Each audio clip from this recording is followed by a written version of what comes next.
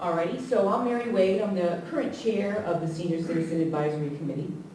And with us today, we have other members. We have Tissa taking notes, and Betty. She'll be up here too. And also we have Leon Schachter. Raise your hand. Thank you. And let's see who else. And Iona King over here. We have Monica Huber in the back, and Elizabeth Georgian, and who else? Marty. And Marty. Marty, you're hiding behind the mask. Okay, we're also supported by our city liaison, Ann Outermans, who's in the back, right? And Suki Pope, who's with us from the city council. And could we have a show of hands of the city council members that are here with us today? Okay, did you want to introduce yourself? Sure. Good afternoon. My name's Emmett Jordan. I serve as your mayor. Okay. Jenny Pompey, council member. Sylvia Pope, council member. Okay. Thank you so much for being here. And I think we should be having someone from the department, the police department, acting corporal Lawman. Is he? He's not here yet. I don't see anybody suited up. And anybody else? Is there anyone here that's not from Greenbelt, not a resident? Okay. All right. So Ben, at this point, I'm going to hand the mic over to Betty, and she's going to have you share things that you like about Greenbelt. And also give you some history. We're looking for new members, number one. Okay, we have 2 spots that are open. It doesn't take a lot of time to be on this committee, but it gives you a chance to make input on things that need to be done. And I will say that because sitting in front of me is Leon, and Leon and I just did something that made a difference. Leon was the first one. We talked about it at our committee meeting, he's saying here that the senior citizens have only one vehicle to take their trips with, and 11 people can be on that vehicle. And we used to have 2 vehicles, so at least twice as much people could go. And that gets filled up immediately by people who register, and that means there are a lot of people who don't get a chance to do it. So Leon took it on himself to go to city council and say, you should do something about that. And then 2 weeks later, I went to city council with him and said, you should do something about that. And Ann came with us in the back and said, not only do you do that for seniors, but you also do it for kids. Because the kids that are at Spring Hill Lake Rec Center, once a week during the summer, get to come here to the swimming pool. We can only take 11 people. That's not going to be worth it. And they found the money, and they found the bus, and it happened. And so we have another bus, and thank you, City Council, for doing that for us. Lots of other things have happened because you talk to us about it, and we can make a difference, and you can make a difference. So first, you want me to do this business? All right, okay. Mary's next, not me. I'm going to write a report so you know that you're listening. All righty. So we'll start with things that you like about Greenbelt, like that you like about living here in Greenbelt. Yes. I like the lake path and the lake. Okay. The lake path and the lake. Okay. Anybody else? Yes. I like the community. I'm in Central, so we have a court system, and I love my court. And we have gatherings every week, if not every day. And And actually, that makes a difference in our emotions and our support systems. It's a huge benefit that if you live in a suburban part of the area, you don't have. okay, thank you. Okay. Yes. And I'll get you. Monica? I'm Monica Huber, and I live at Greenridge House, and I was the one that made the comment about the runners on the lake trail, and I'm pleased that they have responded. This past week, I noticed some difference there. Anyhow, but I also read recently that that study that was done to make improvements at the lake said that they're going to make the trail accessible. Yes. And I'm thrilled about that because it can be very chancy walking around there with all the tree roots and the big rocks and runners. So, Mm-hmm. Thank you. Thank you, Monica. And I was next, Susie. Susie Marley. I like the Gives office and the opportunities it offers people that at no cost. Mhm. And I love the Golden Age Club Okay. because we have a lot of fun. Thank you. Great. And as a matter of fact, Gibbs was a result of an open forum. And one of the first ones, I believe, so. Also like the fact that, the bank has changed hands. Okay. Which bank? The one in Greenbelt, right in the city, because it makes it easier for our treasurer from our club to Oh, okay. get there. And Elizabeth? Elizabeth Camargue from the Central Greenbelt. Okay. I have noticed a sizable hole on the edge of the playground, and I brought it to the attention of the committee and of the city council. Mhm. 2 days later, it was filled in and fixed, and another day later, it had a manhole cover on it. Okay. Thank you. Okay, yes, yes. Mhm. My name Got is your name already? Anita Joseph, Okay. and I'm on Van Dam Road behind the high school. Mhm. And what I like about Greenbelt is the space that we have, as well as the topiary. I think that means the greenery in the Yes. state. Yes. The trees and some of the bushes. I also like the wildlife. I noticed that we do have some deer in the area, as well as I've seen a few raccoons. Mhm. Raccoons, so I do like to see that, especially in the wooded areas. Yes. As the way long as they're- they don't attack anybody, we're okay. But I enjoy watching them. Rabbits, they come through my yard every now and then, so. Mhm. Well, thank you. So you like the wildlife and I guess the flora and the fauna. All right. Yeah. Susie again? Mhm. Yeah, I just wanted to thank the council again, because when my mother was still with us on Earth, Mhm. I had tried to wheel her into the library, and the sidewalk was such that we got caught in it, the wheelchair got caught in it, I almost flipped my mother and myself. And within a week or two, it was fixed. They patched it. Oh, great. That's good. Very responsive. Anybody else? Yes, please. Lee Schachter, Central Greenbelt. Mhm. I think the town does an absolutely fantastic job with landscaping and litter control. I never see any litter anywhere in the city. It's really fantastic. It makes it look beautiful and comfortable coming in. Thank you. Leon. Not being a driver, I love the transportation options, the Greenbelt connection particularly. Okay. Greenbelt connection? Okay, thank you. And all the transportation here in Greenbelt, yes. Absolutely. Mhm. Yes. I'm Carol Nessa, and what I like about Greenbelt is the way it works.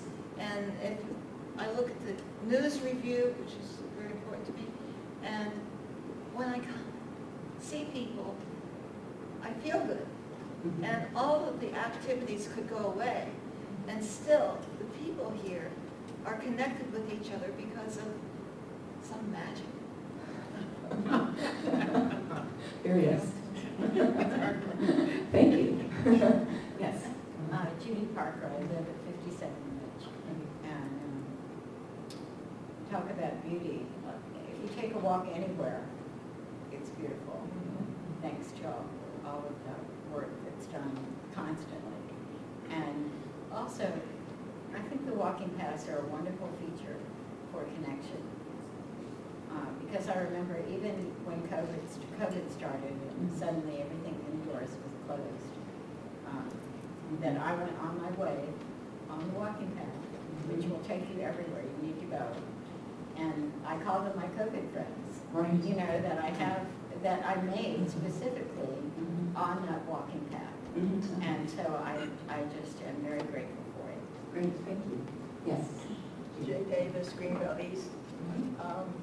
I like the fact that people in Greenbelt, most of the people in Greenbelt, are willing to accept higher taxes, because without those higher taxes, you would not have the landscaping, the public works, the walking paths, the accessibility, the lake path, and all the activities. Thank you, Jay. Things aren't free, are they? But we do have, on the topic of trash, There are people who go around plugging, and if you want to know more about that, I can share that with you later on. Okay? My neighbor got it started. So, anybody else? Yes? Marty? I'd like to, I guess it's a county program, but I would like to thank Greenbelt for housing the senior lunch program, which I really enjoy.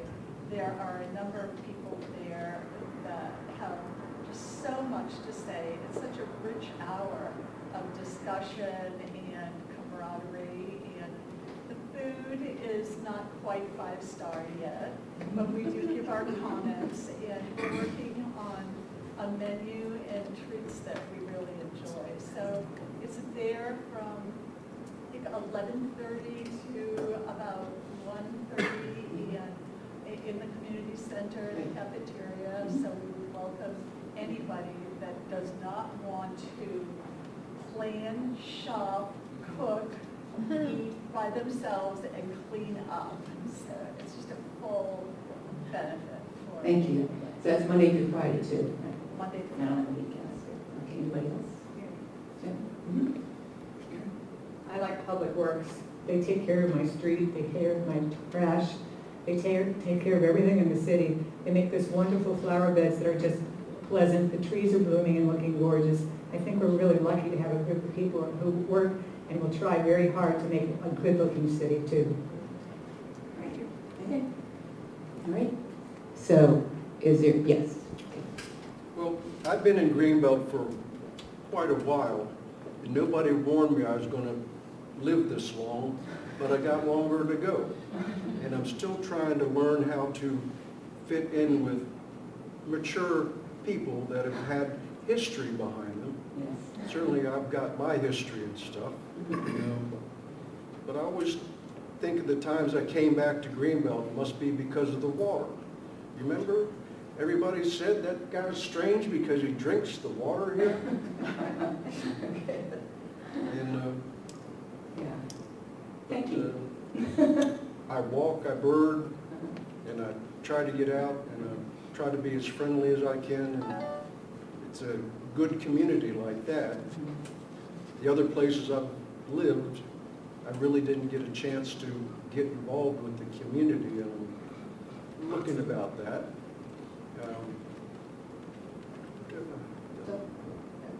Longevity, yes. That sense of community, I've heard that a lot from several people. Okay, yes. Sandra Roberts again. I really enjoy the festivals that we have, Mm-hmm. and that we have our own cafe and our own movie theater and other little eateries around and about. Yes. Thank you. Yes. I enjoy Wayne Williams Greenbelt Center. Mm-hmm. I enjoy the museum, the sense of history, the museum today, especially since they seem to be now presenting items about the history of Greenbelt to show that we tend to think of it as always the same, and it's great that it's all this thing. No, we evolve and we Yes. change and we adapt. The recent presentation on the history of Greenbelt's gardens, which I love because I've been in the garden since the 70s, but I find that the 70s were nowhere like the 40s in gardening. And I like the presentation that the museum did, and I hope they'll do more on Yeah. history. That was really nice. Thank you very much. Yes. Annie Shaw again. What I like is that we are so vocal, okay? I just have to say, we have opinions, both positive and negative. And yesterday, I had called the CEO of the new community, our credit union, because I was opposed to one of what they were doing. And she called me back. She called me back, a personal phone call, and talked about 15 minutes about how she'd really spoken with a lot of people from Greenbelt that day. And she was calling every one of us back. That says a lot for our city. It's so important, that communication. Yeah, that's great. You have to say what that was about. So, The maglev, which is going to do serious damage to a forest preserve or on Greenbelt East that goes that way. There was Susan Barnett. Yeah. Does the simple steps, and she basically said, here's one simple thing you can do.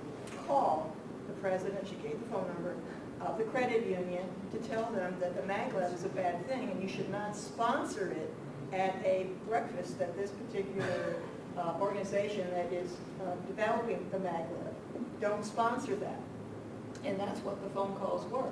I was very happy to hear there were so many phone calls that they withdrew their sponsorship. And But I she think, also did the research. Yeah. When she got her phone calls, she did the research herself and found out about it, or her staff did. so now you should call and thank them. Yeah.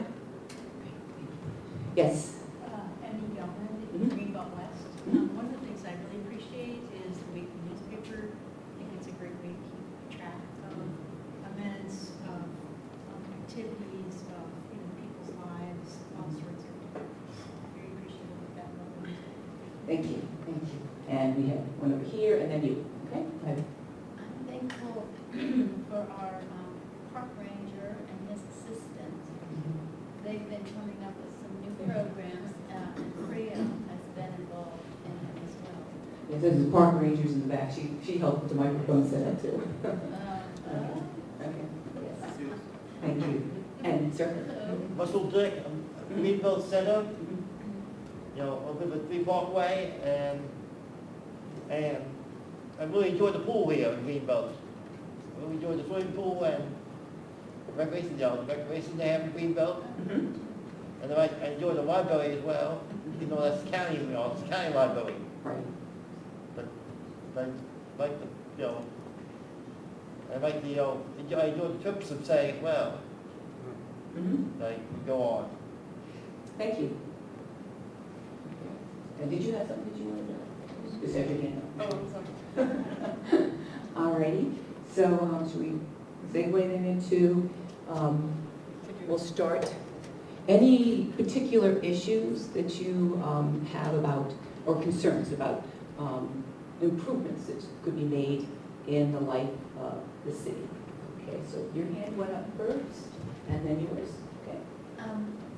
Several times I've brought up the fact that there's no rails in the elevator, handrails, and the more I've had some, accidents and stuff, my walking's not as great, and a lot of other seniors as well, and I just wish we could get the handrails on the sides of the elevator. Okay, we got it down, thank you.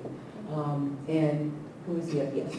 Okay, Russell brought up that he liked the swimming pool. I also definitely benefit from the swimming pool, and I appreciate all the work that the recreation department puts into keeping that running well and having good programs.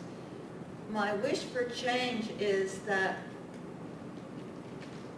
piggybacking on what one of the instructors did for us last Christmas season, I think she volunteered her time, and we went every Monday, Wednesday, and Friday, and we did exercises. And by doing that routinely, I got into the habit of going and doing that in that habit, Monday, Wednesday, and Friday. So my request is that for the seniors, that there be programs in the swimming pool on a regular basis, Monday, Wednesday, and Friday, so we can all set up that habit. Because right now, the times that the senior swim it's not a regular sort of basis for setting up the habit. So regular basis for seniors, 3 times a week to set up a habit.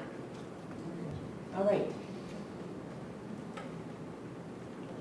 Well, this is your opportunity. Okay, you, and then I'll get you. Okay. Last year, whenever Betty Timmers had maintenance of the stairs between here and the library is needed, and I repeated it, I was sure that something would be done. And I think I guess we don't have that much influence. But the stairs still need maintenance work done on them. Okay. No, you're talking about the stairs that go down from up here down to the library parking lot? Yeah. Yes, okay, yes. Betty? If you were visually impaired and you look down at steps you just see one straight grade down. You do not see the edge, okay? It's impossible, you just don't see it, so falls happen because people don't know there's another step there. When they put the edges in, the little yellow at the end, it made it visible. That's where the step is. The bottom 2 steps don't have anything left at all, and I counted, there are 5 other steps that have significant issues on them. We need to make sure nobody falls. And I really think last year, I heard someone say from the audience, that's easy. Well, a year later, it wasn't any easier. Okay, thank you. Thank you. Oh, Yes. May I get clarification on the stairs with the yellow strip at the edge work? Yes. Because we've got the grit stickers on them, and that has a yellow strip on it. But, okay, the problem that they had was, because it's outdoors, it's not indoors. They have to make sure that the thing that they put it down with is environmentally safe. Okay, there was a long list of, we waited a long time till they got the environmentally safe blue, and they put them down, but now it's just wearing off. Right. That's the problem. And we also need to see it, and with the gray steps, you don't see it unless you put something there. Okay? Yes. I have a concern when I'm visually impaired. So when I was being taught cane travel,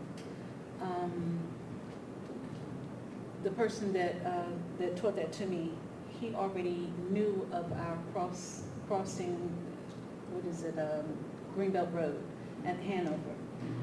Going into our shopping area is dangerous. There's not any pedestrian walkways to get down into the shopping mall. And there needs to be a stop sign on the other side once you get across the street for that lane that turns, because it's seconds before, cars are always coming. It's always moving. So they're saying by the time someone gets across, he did it. And he was like, we already know about this street. So for him to know about it, it's been in existence for a very long time. Yeah. And that needs to change. I agree, that is a dangerous, I'm not visually impaired, and it's dangerous to cross that road. So, okay. I saw a lot of heads going. Okay. Somebody else? Yes. Has anybody heard of you see something, say something? You know, there might be some little writing that says, don't expect an answer. Because I reported a safety concern and I got nothing back. Not from the manager of the facility and not from somebody in the big office. Anybody want to? So this was this something from the city itself, or was it a business? It was on city property that people were forced out into the traffic lane of Ridge Road because of the way a contractor shut off the sidewalk. Can you imagine women and their children being forced out into the traffic, joggers being forced out into traffic? Did you want to comment to that?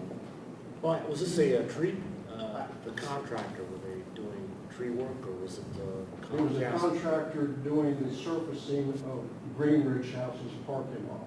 Oh, okay. Their name on the thing was Complete Paving Experts. And they didn't know anything about public safety. Surface, All right, so you complained to the city or to Greenridge House? I took it to the city and I talked to the assistant manager, and I have not heard anything back. That's the issue, that he didn't respond back. May I comment on that? Yes, you may. Okay, thank you. I am aware of the issue, and I'll make sure that you get a response this week, coming week. Now, I did look at the issue. There was negligence from the contractor to put signage on the sidewalk to say sidewalk closed. So I'm familiar with the issue, and we're following up to make sure that... You know what? That is common sense safety, is to let people know that a sidewalk is closed. I'm in agreement with you. I'm in agreement with you. And the failure there, if it was a public works crew, those are the precautions we take. In this case, it's a third-party contractor, and they should know better. And I'll make sure that contractors I know our will say, expectations. anytime I've seen the public works on the shoulder of the road, they do an excellent job of protecting their people and the public. So it wasn't public safety. Or it wasn't. It wasn't our crew, it wasn't our public works employees. No, but I wonder how the contract was written, or even if it was a contract. There is a contract, and that's, I don't know if you know much about the operations of Greenridge, but we hire a property management company to take care of the resident issues on the property and the grounds. So that would have been a contract negotiated and executed by Community Realty, which manages Greenridge House. But we will make sure to let the property manager know what our expectations are of all the contracts. But thank you for bringing it up, because I also saw the pictures. I saw the pictures that you sent. Thank you. Yes. This request also has a long history. It's the intersection of Legion Drive, Lakeview Drive, and Greenbelt Road. And I've long been of the opinion that it is a little dangerous. Maybe it could be improved. Maybe there could be traffic calming, some kind of improvements that an engineer might know. The city has told us in the past, that it's the responsibility of the state.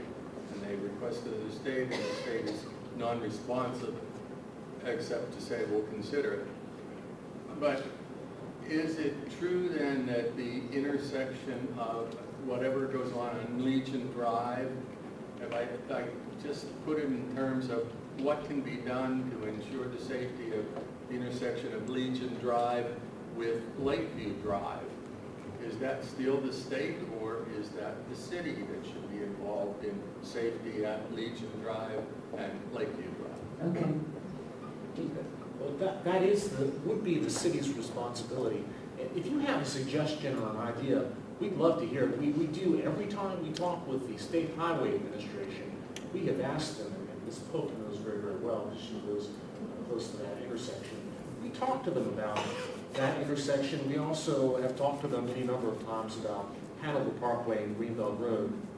So the State Highway Administration, they have budgetary constraints, but if you have an idea, because I've thought about it, sometimes I wake up in the middle of the night. I think it requires... So seriously, you think it should be a stop sign? It requires a traffic engineer, a road engineer, and of course, as you just stated, the financial expert gets in there and says, oh, that'll cost too much. And that has happened in the design of Greenbelt roads. I Ms. think, Pope, what do you think about it? I think we harp on that intersection all the time because it's really a terrible intersection, even with the signage that they have. And I think that at one point, they told us they were waiting for maybe that development that may be coming, and they're gonna wait until that happens, and then they're gonna they're gonna study this intersection. So that they promised, but that's already like, a few years back, because we haven't met with them in a while. So I think it might suit us well to request another meeting and ask again, because it is a terrible intersection. It is. In the mornings and rush hour and at any time, it's just a bad situation Yeah, already. with the school buses in the morning, but Yeah. no, I'm serious, if you have an idea, Lake Crest and Legion Drive, before you get to Greenbelt Road, if you got an idea, please let us know. Well, one thing that is maybe of interest is that sometimes a car, there'll be, and especially like in the mornings, a car in the back will get upset with everybody standing there, sitting there waiting, and then because they want to go left at Greenbelt Road, and this car wants to go right, so it just goes around everybody. Yeah. That's really dangerous. I've seen that several times happen, especially in the morning, yeah. Yeah. Because people they want to make it into 2 lanes, but it's really not. It's not a 2 lane, it's 1.5. It's really strange. And then you have the school buses, and then they were blocking the roads coming into Lake Crest or going out, and it's just trying to come out Legion Road also. the Legion, they want to come out too, they don't have no chance, It's very difficult. And the, it's bad. metro buses, Yeah. certainly it's a safety precaution. They cannot go through They can't turn and around. turn right on red. They have to sit there before Legion Drive and wait, and that's proper, but it certainly does everything. And I remember, when you put the light in, because I moved down there was no light. there was no turning light, you remember that? When Yeah. you turn into, there was no light, there was no turning light. So that was really dangerous, yeah. And then everybody got excited, oh wow, they finally put the light in and now we have an intersection there, but it wasn't designed correctly, it really wasn't. And there was no signage to go to the Legion Drive, to the Bell Point Drive, back there to the offices as well. So that's another issue, because you have a lot of traffic coming, go all the way down, and then they have to turn around somewhere and come back up, because they really don't know where to go. So this entire intersection needs to be redone. Redo. It's just not, if you want to turn, coming out Legion Drive, you want to turn left. Yeah, yeah, it's very dangerous. Okay, yes. I wondered if anybody else has noticed that, I guess it's called the Armory on South, when you're on Southwood. There's a lot of graffiti on there. We've got some. It's taken care of. It's taken care of. We took care of it yesterday. All right. Mr. Summer, do you want to make that? So we have good news on the Armory. This past week, we received the deed for the Armory. So the Armory is now yours. So congratulations. It now belongs to the city. We did a walkthrough earlier in the week, and we identified all the graffiti that we need to take care of right away. A lot of it is down. The team was concerned about not being able to get all of it down, but most of it, the visible at the corner, most of that is down. So you may see some fading of it, but it's mostly taken down. And there's more to come on the Armory. More to come on the Armory. For the October 14th, we'll have on the council agenda a contract to do a feasibility study for the Armory. So I encourage you to tune in for that. We've got a contractor picked out. They've done work with Armory and community centers. So we'll present that to council. We hope for council's approval on the 14th so we can move forward with the different concepts for the Armory. So we look forward to all your input on the Armory. Thank you. It's exciting. We've been trying to get a hold of that Armory for about 5 years.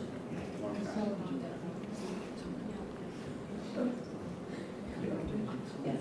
Changing Yeah, let's subjects, do it. SSC. We have a huge leak on the inner sidewalk around 37 Court. I know WSSC said they will respond within 30 days, but the water is like this deep. I can't walk to the center of. That Court Ridge? Yeah, Ridge. Been there. It has been there for a month. And actually, it was there before. It was there last year. I mean, it's just a persistent bad leak. But the water is literally 6 inches. I can't use that anymore. So you have, well, some people do it. It's not how much you want to wait. But then, but they, It needs to be repaired. it needs to be repaired. Waste. Yeah. What's the location? Yes. Huh? What's the location? 37 Ridge. 37 Ridge? On the inner walkway. Yeah, the inner walkway on the corner, the water just flows down 37 sidewalk. I think GHI has reported it many times, and WSSC says it's on their repair list. Right, and they should fix it within 30 days. That was the latest thing I heard. But you know what? It's a lot of water. Right. Who's paying for that? Yeah, who's paying for that work?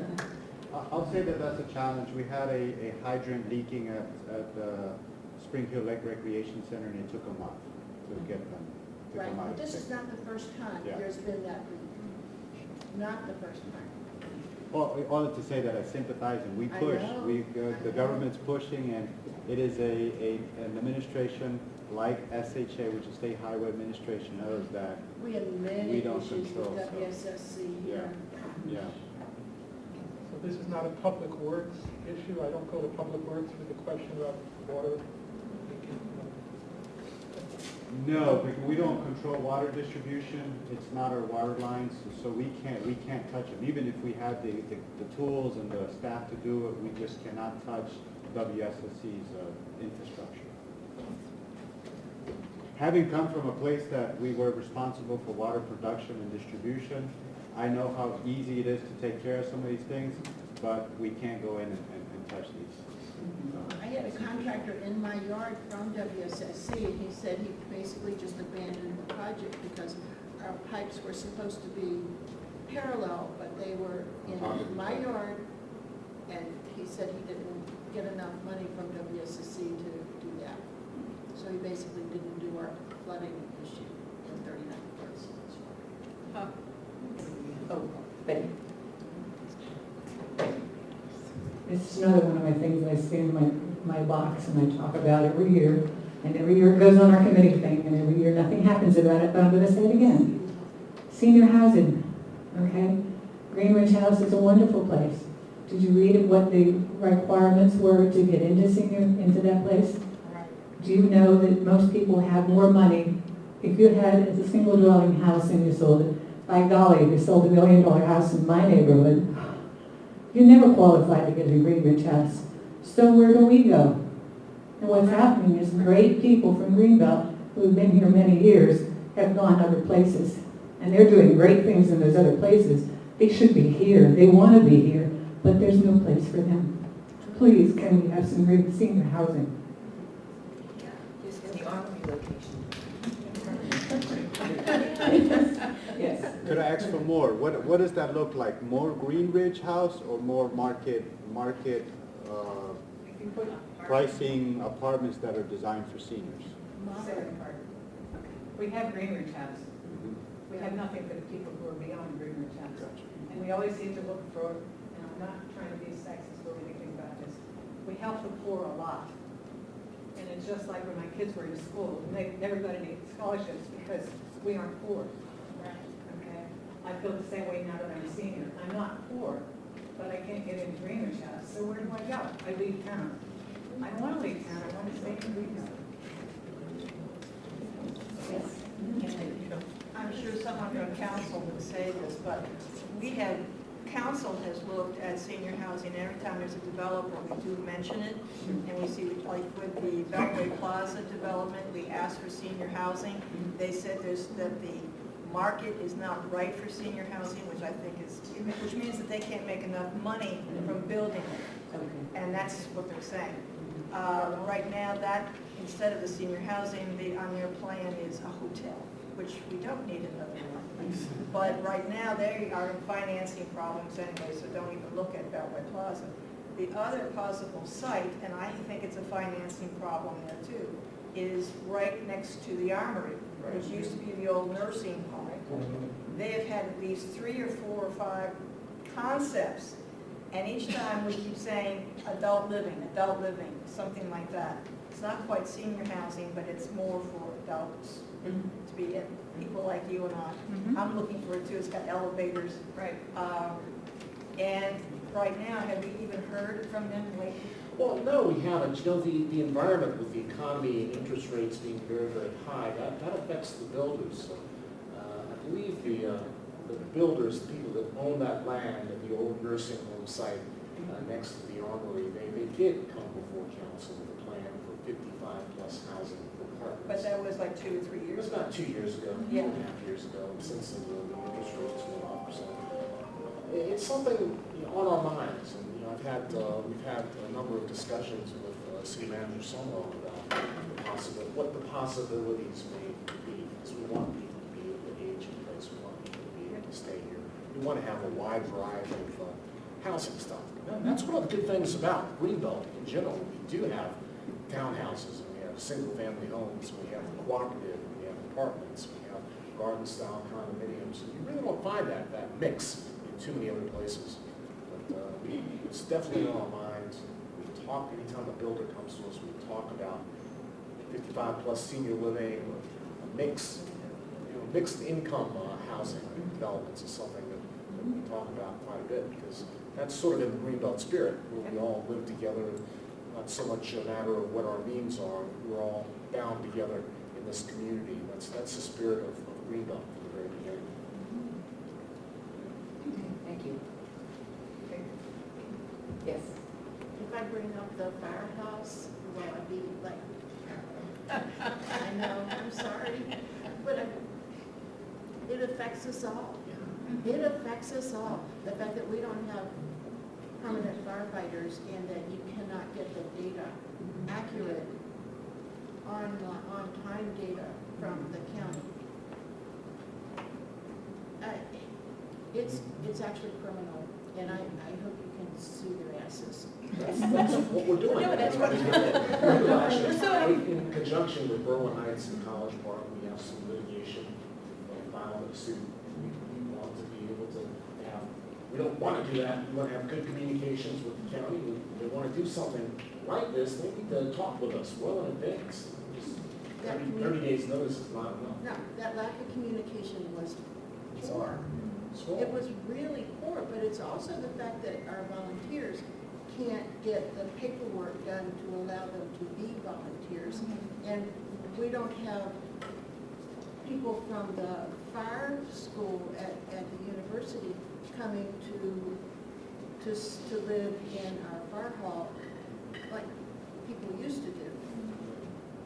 Yeah, I totally get that. So, Mayor Pro Tem and Councilmember McKinney have joined us.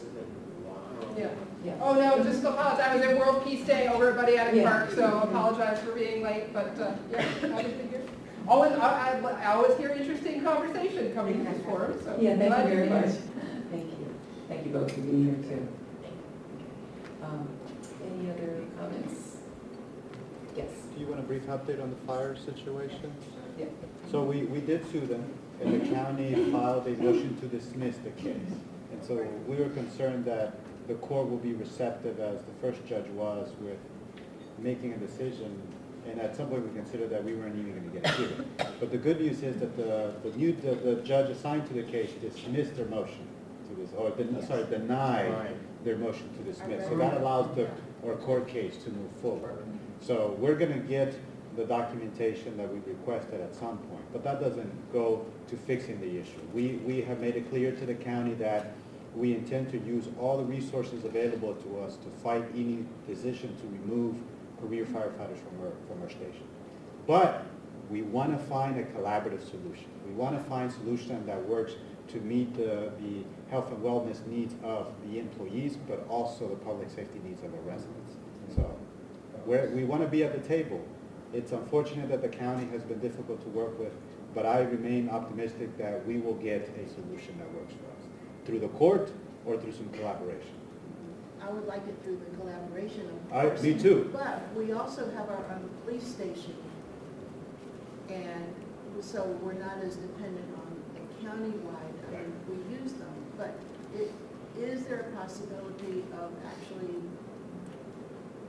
funding our own fire station? You know, that's above my pay grade, which, gets pretty high up there, but I got 7 bosses, and that's a conversation with council and the community. Yeah, but that was what the public works guy said at the fire hall meeting, everything was above his pay grade.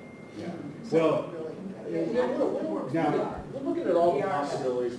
Right now, we've got the lawsuit, and what we've been told all along is this was a temporary summer staffing plan. So Right. we'll wait and see what happens this month. I would just add that if we had our own fire department, that would add millions of dollars literally to our budget. So that would be very expensive for the city. Not that you can put a price on safety, but you can put a price on safety, and it's really high. Yeah. And I think that we would have an issue with recruiting firefighters as well, just the same issue that the county is having. We would also have that issue. Because I doubt that the Greenbelt Fire Department would be the highest paying fire department in the Tri-County area. So, but like the mayor said, we are considering those things, but just to keep that in mind, that would be a very expensive option and a very difficult one, unfortunately. Yes? Yes, thank you. I just arrived and I'm looking at the list. Oh, I just moved from Montgomery County to here. One of the things, this issue or question may be above everybody's pay scale, also pay rate, whatever.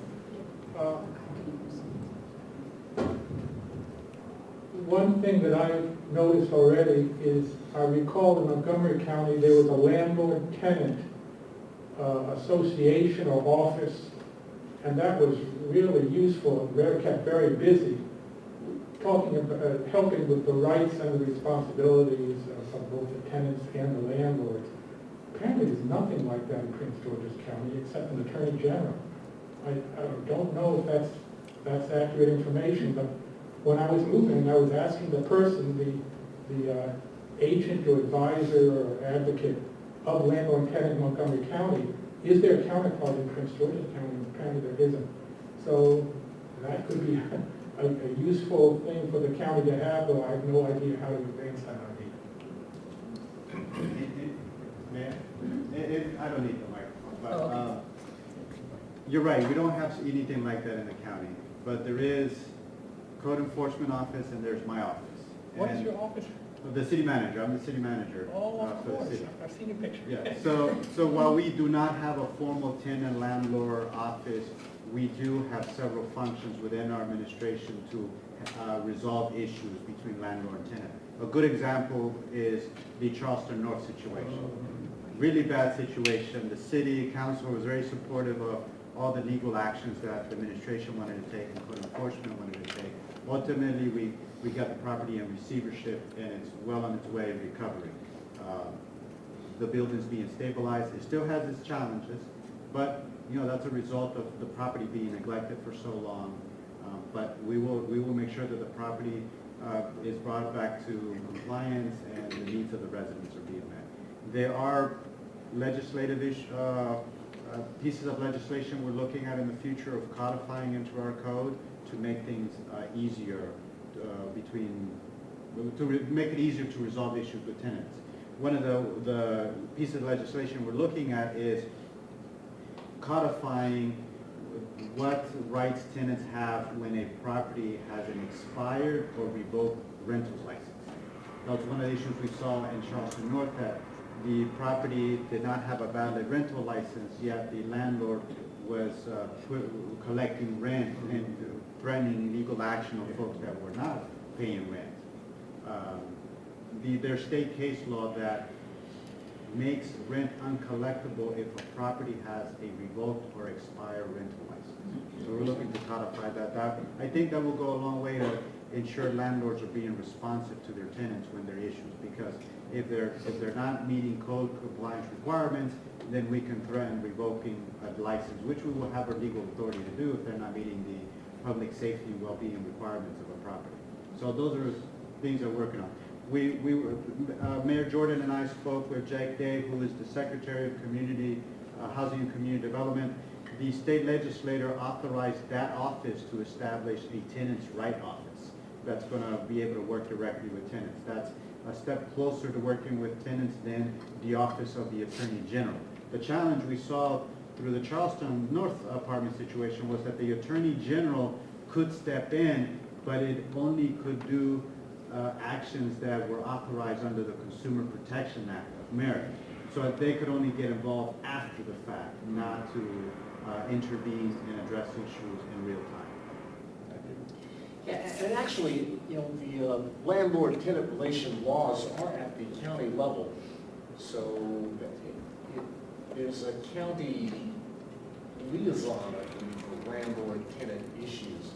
And I know specifically there's a commission that is focused on homeowners associations and cooperatives. So it may not be as visible as Montgomery County. Yeah, homeowners and cooperatives is not required. Okay, but there are the laws, the legal framework for landlord-tenant relations is at the county level.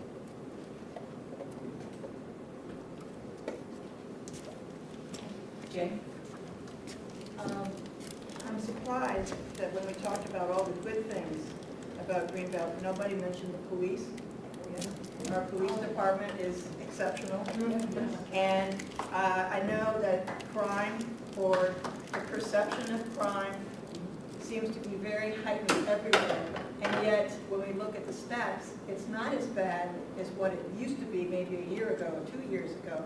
But still, people operate under the perception that we are being invaded, we're being attacked, we can't go out of our house anymore, our cars are not safe, our children are not safe.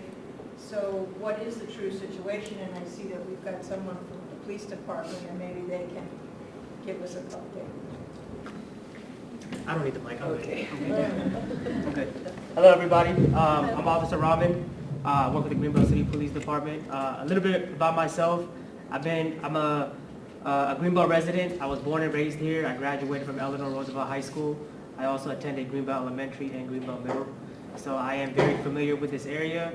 I am a part of our community action team, and I am the part-time school resource officer at Eleanor Roosevelt High School. If you guys have any questions or comments or concerns, I'll try my best to give you guys the right answer. If not, I'll leave my email on the board. You guys can email me anytime if you guys have any traffic-related issues or people not stopping at the stop signs or at the crosswalks, or if anything going on in your community, send me an email. We'll try our best to take care of it. What is the current status of crime generally in Greenbelt right now? It's up and down. I mean, we usually get our stolen autos, thefts, and things like that. But our patrol does a very good job being around in the community, being visible, doing extra patrols in the neighborhoods, and trying to make sure the crime doesn't rise. Our Captain Gullidge, he runs our patrol division. So if there's something was to happen in the community, we always try to get officers out there, be more present, engage with the community and things like that. And yes. are we fully staffed? I'm sorry? Are we fully staffed right now? I'm not sure. I believe we're probably like a few short, but we also have a few people in the academy right now. So we also have about maybe 4 or 5 in field training right now that should be cut loose soon, and they should be on their own. And then we have, I believe, maybe 3 in the academy right now. So we're continuously hiring. We also lose people. People retire. People leave and go to other agencies. So we're always, trying to stay up there. Try to be fully staffed. Yes, ma'am. I noticed in the news review, I'm thinking if it's not every week, it's almost every week, that the address 6,000 Greenbelt Road, I think it is, people are walking out of stores with carts full of stuff they didn't pay for. I'd like to know where that is so I don't go there too much. So we usually have shoplifters and thefts at Greenway Shopping Center. We have it at Bellway Plaza. Usually our main stores that usually get hit at Bellway Plaza is the Target. Target is number 1. Sometimes they do Marshalls in Burlington. If you go over here at Greenway Shopping Center, the shoe stores, they love the shoe stores. So DTLR, Snipes, sometimes Safeway. So yeah, even though they have loss prevention there, even though we also have part-time security, I believe they have security there, I'm not really sure, but I know we do work part-time there. Morning shift from 11 to 3, and then evening shift, I believe, is from like 5 to 9. So we're there almost every day, Monday through Friday, those hours. But 6,000 Greenbelt Road, I think, probably is all of the mall. All of the mall, So that's yeah. the thing, it's not going to be necessarily a single place. If it shows up as that address, It could be a Giant. It could be any of the It could be a shops Giant, it could be a in that Target, it could be a entire block. Marshalls. So that's why you see that particular address so often, because it represents a lot. Anywhere in Belmont. From the Giant all the way down there sometimes. Well, then, does the Greenbelt Force patrol the Giant next to the Dunkin' Donut near Route 1? So the one on Route 1, yes, we do. Because I was really, I guess I could say dismayed. Somebody threatened my husband when we were getting out of the car to go shopping. So I told the officer, I don't know his name by the way, I asked the officer inside the store, could he go check? Because my husband went back to make sure the guy wasn't breaking into our car or doing anything, to bang it up. And he said, you'll have to ask the patrol that does the mall. So they do have their own security there. So I believe maybe that's who they were referring to.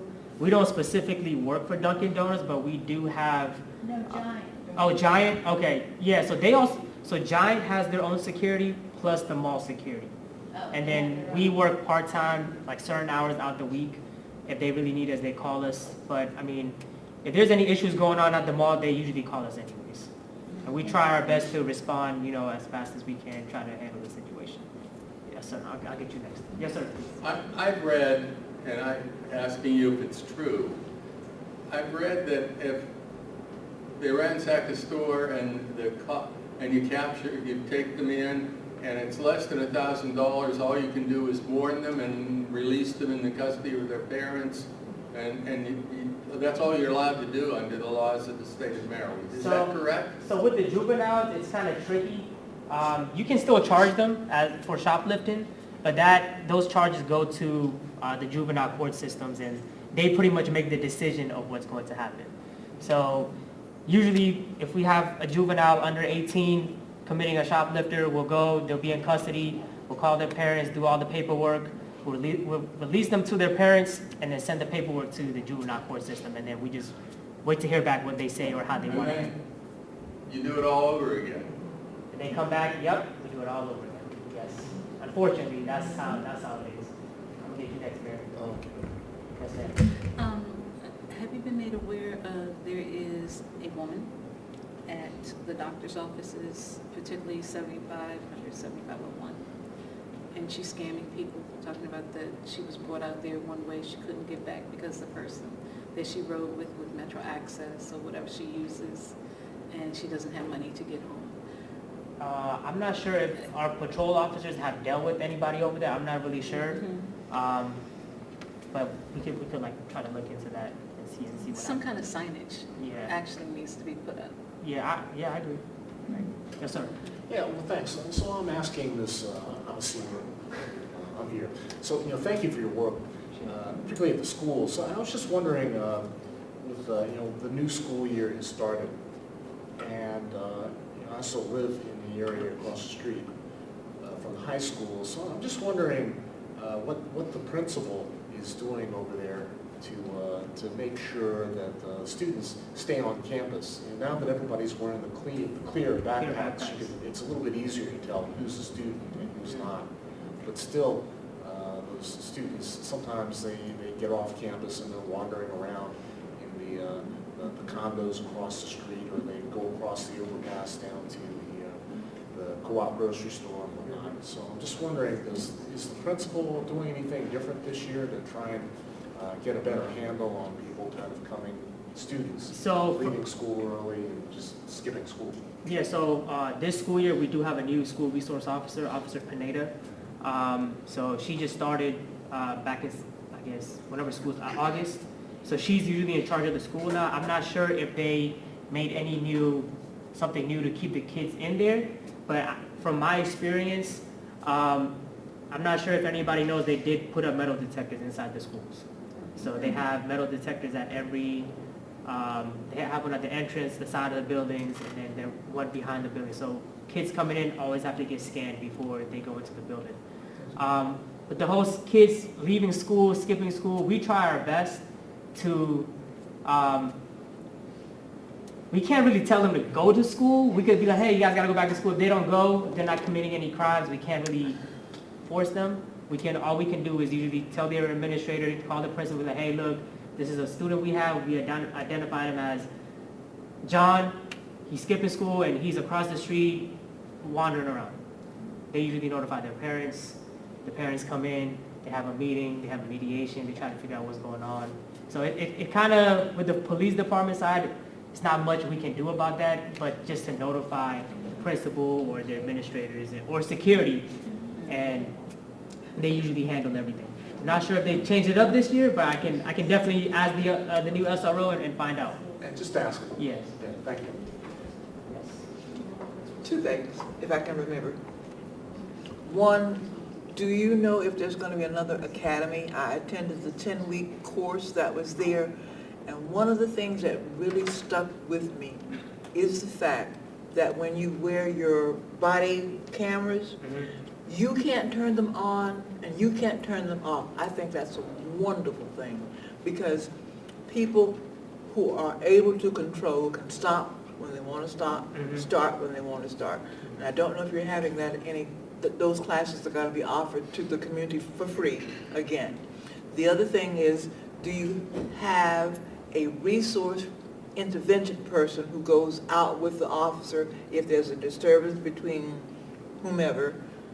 Is there a person to go there to kind of calm the situation down? Situation? Yes. So the first one you said about you're talking about the Citizens Academy? Yes. I can find out. I believe Sergeant Guy runs that program. That was a wonderful program. Oh, you're doing Wonderful program. We are. So we have a goal to do at least one Citizen Academy per year. So Good. it's in our 2025. And our year, the 2025 year runs from July 1 through June 30th of next year. So in that period, we are going to have another. That was a good program, very informative. It's a lot of information that the average citizen is not aware of that this police department does, and the awards that you have continuously received because of your services in Greenbelt. And I think the other one was the body. That's what I said. Yeah. The body cam, for me, being aware of the fact that you can't turn them off, you can't turn them on, which is really a great asset. It helps us and it also helps the other person as well. Usually when they have the Citizens Academy, they post it, I believe on social media and stuff like that, so I would just keep a lookout of when the dates are going to be and could get on that. To answer to your second question, we do have a crisis intervention team. Her name is Rachel. She runs that program. She also has an officer that works with her full-time. So if there's any issues going on, anybody having a crisis or anybody having any type of family issues going on in your neighborhood or yourself, you can just call us and we can send them out to your location. They can come out, talk to you, give you whatever resources that you need that could help you. And obviously that's free to all Greenbelt residents. And we also have our CARES program. It's also free to all Greenbelt residents. So they work close with each other, so they have all the resources and stuff like that for you guys. Yes, ma'am. I've noticed the corner by Safeway and Greenbelt Road, and also the entrance into the Safeway from Hanover Road, that there's people out there asking for handouts, and sometimes they're walking into traffic. Yeah, so They have little children with them, and I think that's very unsafe. Yeah, so usually if you guys see that, call us so we can go out there and have a conversation with them. That does usually happen around the Safeway, or they usually sit in the, I guess, not in the intersection, but like close to the entrance. So if you guys see that, if you guys feel like that they're blocking the streets or like there's kids in the streets and stuff, if you just give us a call, we'll go out there and try to talk to them and see what's going on with them, try to get them some help maybe. Or we can also start our crisis intervention team. Maybe they can go out there and, find a place for them to go and stay for the night or get some food or whatever they need. Are they allowed to do that? They're not allowed to do that, but I mean, we can always go out there and tell them, especially if it's a safety concern, we can definitely go out there and tell them, hey, look guys, you guys probably have to take this somewhere else, or we can try to help them out. Maybe they need a ride somewhere, or I don't know, maybe they need some food. So we can direct them to certain people and they can try to get some help. We don't usually have a problem with the panhandlers. Maybe once in a while they usually, come out there and ask for money or, sell stuff and things like that. Usually the businesses don't, like Greenway Shopping Center, they don't want people panhandling on their property. So they'll usually call us. So if they don't want anybody on their property doing that, we will have to ask them to leave. And maybe we can write the police non-emergency line on the... Yeah, I'll write down my email and the number on it. Yep. For that sort of thing, it's better to call the non-emergency line. Yeah. What is that number? 301 474 7200. It's a non-emergency number. I want to thank you for putting into the news review the scam things that are happening. Because with seniors, that's an issue that happens a lot. It's nice to see that somebody is getting help and has gotten help from you. And I think it's really important to advertise, and I want to thank you for doing that. It wasn't there before we did our thing together. We did a thing on scams, and he came. Yeah, I think was it Greenhouse Bridge? No, it was here. It was here? Okay. Yeah. I think I've done one over there as well. I can't remember. Very helpful. Thank you. Thank you.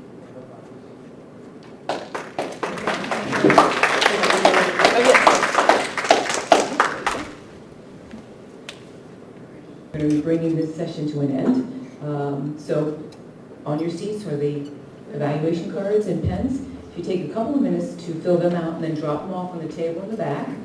And there's also some books called the Source Book, and we have a few copies of that. It's for aging in place. Okay, very good. Did you want to say something about that? Yeah, a little bit. Okay. This is a program, it's free. It's a Zoom situation where people, if you are able to get one of the books, on page 6, it tells you how to join the group. They have wonderful information for aging. One of the last Zoom programs that I observed was, where will you live? And they say, don't wait until you get to this age. You start thinking about things that you will need to have, particularly if you live alone.